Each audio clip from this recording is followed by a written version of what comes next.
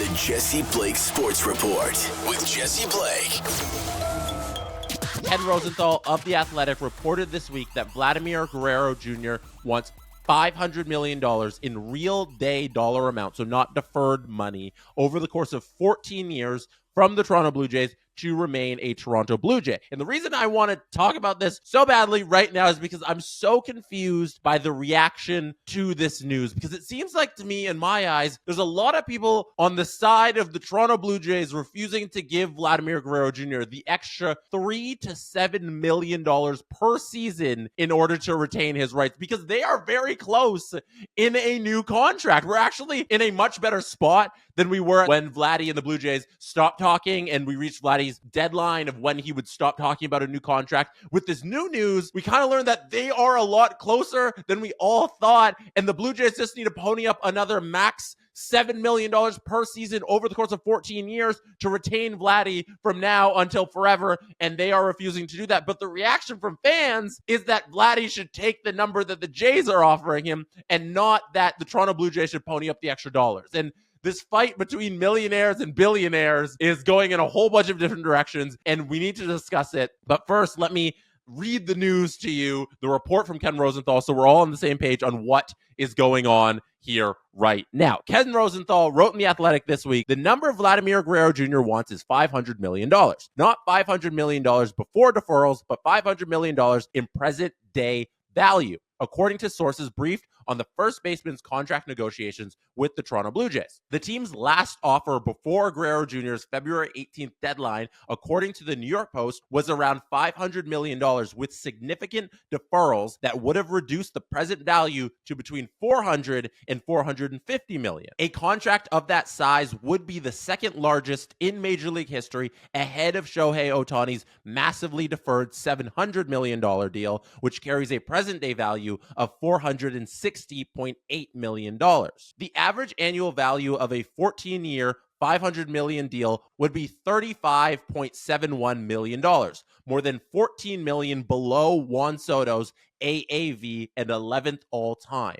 The difference in present value between his ask and the Toronto Blue Jays' final proposal, as reported by the Post, is between $50 and $100 million, or between $3.57 million and $7.14 million per season over 14 years. My understanding of the situation when we were at spring training and the Blue Jays and Vladdy stopped talking was that Vladdy was seeking $50 million per season.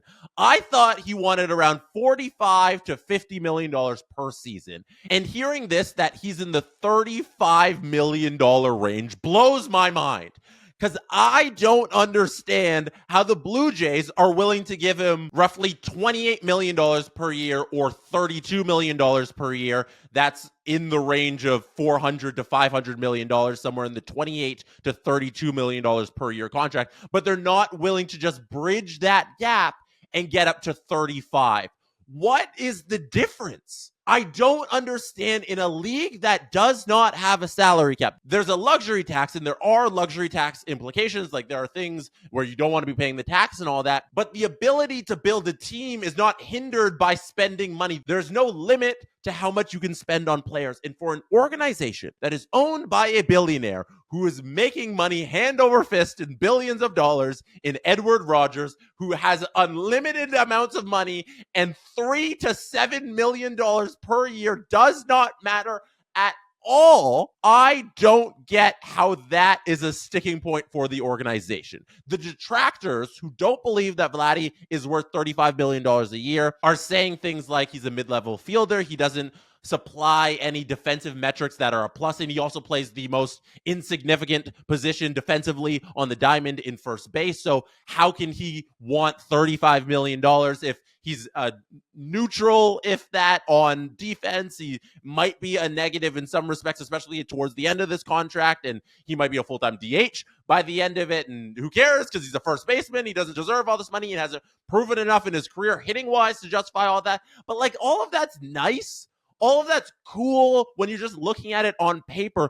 But in reality, this is one of the best power hitters in Major League Baseball right now. And at his age, his young age of 26 years old in 3 days, actually. He's 25 right now. In 3 days, Vladdy is turning 26 on the 16th. You don't have the opportunity to sign these players. And if he reaches free agency, somebody is going to give him that $40 to $50 million per season contract. That 35, in my eyes, is a discount for this talent, a homegrown talent. You are not replicating what Vladdy brings to the table off the field with a free agent acquisition. You can't recreate a Canadian homegrown, developed power hitter that you have had in your organization for since he could play professional baseball. You can't recreate that. So the $3 to $7 million you're losing because you come up to Vladdy's number, you're making that back tenfold just by having this person in your organization. And on the field, this is what things cost. The price of players is going up. Every contract we're going to see from here on out across professional sports is going to be breaking records continually, year after year after year. Player salaries are going up because the billionaires who own the teams are gaining more money. Revenues are going up just based on how inflation works. Franchise values in pro sports continue to go up, and these billionaires have more and more money, and it's trickling down slowly to the players each and every year. And this is how things are going. If you want these premium players, and Vladimir Guerrero Jr.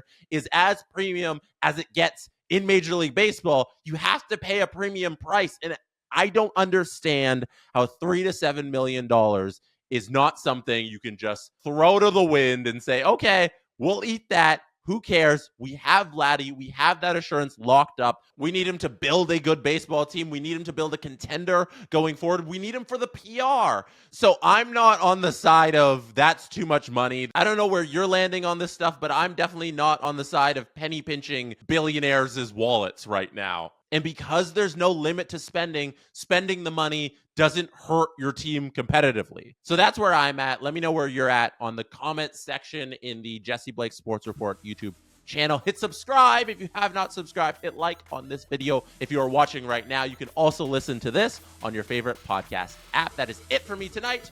Thank you for being here. You could have been anywhere in the world, but you chose to be listening or watching right now, and I appreciate you for that. Good night from Toronto. And that is how it's done.